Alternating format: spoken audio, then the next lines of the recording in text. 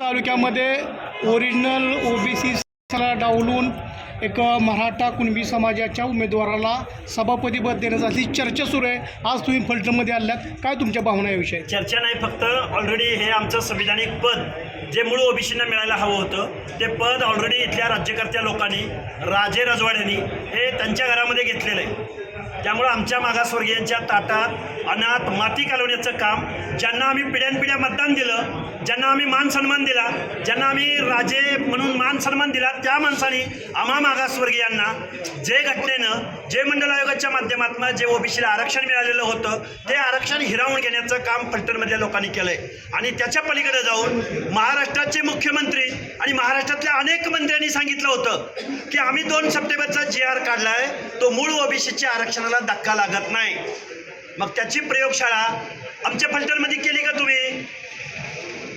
ही प्रयोगशाळा कोल्हापूरचं महापौर पद देताना तुम्ही कुणाला दिलं? पिंपरी चिंचवडमध्ये पुण्यामधली परिस्थिती काय? त्याचबरोबर अहिल्यानगरमधला महापौर कोण झाला?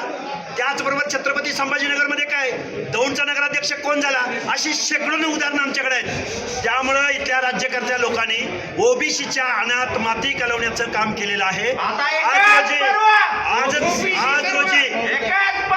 आज रोजी ओबीसीचं आरक्षण संपलेलं आहे. हे झालं पंचायत राज निवडणुकीमधलं.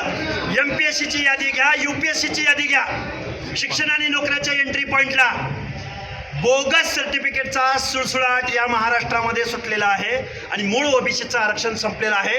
ओबीसींना माझी विनंती आहे, आपल्या लेकरा बाळांसाठी, आपल्या आरक्षणाच्या संरक्षणासाठी तुम्ही एकत्र या, अन्यथा गुलामीमध्ये त्यांची गुलामी करायला तयार राहा. या संदर्भातली आपली पुढची भूमिका कशी असेल? हे बघा, 24 मार्चला फलटणमध्ये ऐतिहासिक असा मोर्चा होईल. लाखोच्या संख्येनं आमचं आरक्षण कसं संपलंय, आरक्षणाच्या संरक्षणासाठी फलटण हे क्रांतिकारकांची भूमी आहे, फलटण ही ओबीसींची भूमी आहे.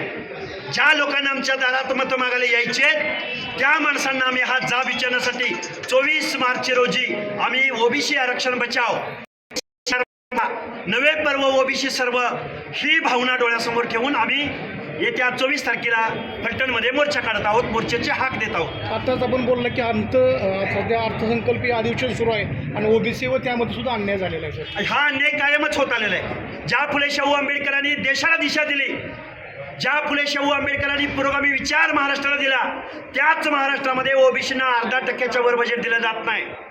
ही शोकांतिक आहे. आज आमचं पंचायत राजमधलं आरक्षण गेले तर आम्हाला एवढे वेद नाहीत, पण आमच्या हक्क अधिकाराची तिजोरी इथले कारखानदार महाराष्ट्रातले आमच्या बोडक्यावरती बसून आमची पिळवणूक करण्याचं काम करतायत. हे आम्ही ओबीसी बांधवांना समजावून सांगू.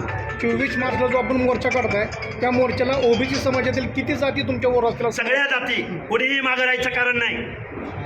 आणि आमच्या ओबीसी जातींबरोबरच BJNT अबकडे सगळे येतील, SBC येतील, मायक्रो ओबीसी येतील. मायक्रो नाही, मेजर ओबीसी आम्ही 60% आहोत. पण आमच्या बरोबर SC आणि ST बांधव, दीनदलित बांधव, बहुजन बांधव सुद्धा येतील. आज आम्ही जात्यात आहोत, तुम्ही सुखात आहात. आज अॅट्रॉसिटी कायद्यासंदर्भात मंत्रिमंडळातली माणसं बेजबाबदार वक्तव्य करतायत, त्याचा सुद्धा निषेध करायला इथं आमची आंबेडकरी जनता येईल, हा आम्हाला विश्वास आहे. शेवटचा प्रश्न आहे, बारामती विधानसभा मतदारांची पोटी होऊ लागले, त्या संदर्भात आपली भूमिका असेल? आमच्या ओबीसीचे हक्क, अधिकार, अडचणी मांडण्याचा प्रयत्न आम्ही करू. त्या निवडणुकी संदर्भात मी इथं बोलणार नाही, मी बारामतीच्या डायसवर ते बोलेन. साहेब, दुसरा एक असा मुद्दा आहे की राष्ट्रवादी BJPचे सर्व कार्यकर्ते आहेत, पण कदाचित त्यांना जर वरून प्रेशर आलं, कोणी प्रेशरला भीक घालणार नाही. इथं सगळे निवडून आलेले सदस्य आहेत, अनेक पदाधिकाऱ्यांनी राजीनामे दिलेले आहेत.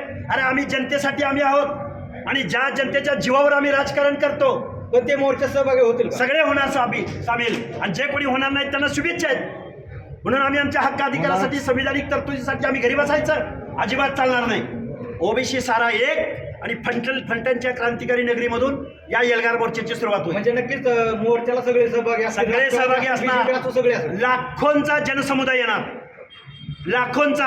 हे कुणाच्या लेकीचं लग्न नाही, कुठल्या पक्षाचा मेळावा नाही, कुठल्या पक्षाची पार्टीचा इथं मोर्चा नाही. पण कार्यकर्त्याची बांधील आहेत काय BJPची? कोण बांधील? अरे आम्हाला विचारत नसा काय बांधील की? अरे गुलामी काय करताय? गुलामी फलटण तालुक्यातील अजिबात होणार नाही, सगळे येतील.